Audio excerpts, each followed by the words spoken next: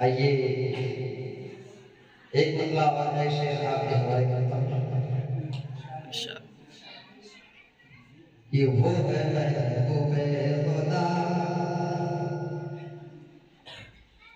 वो है महबूबे खुदा, वो है महबूबे खुदा, वो है महबूबे खुदा, वो है महबूबे खुदा, वो है महबूबे खुदा।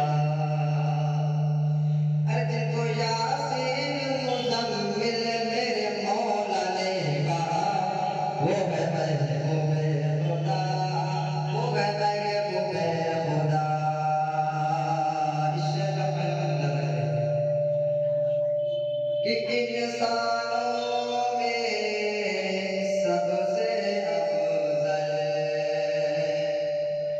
कि इंसानों में सबसे अफजल, अव्वल आखिर आखिर अव्वल, अव्वल आखिर आखिर अव्वल।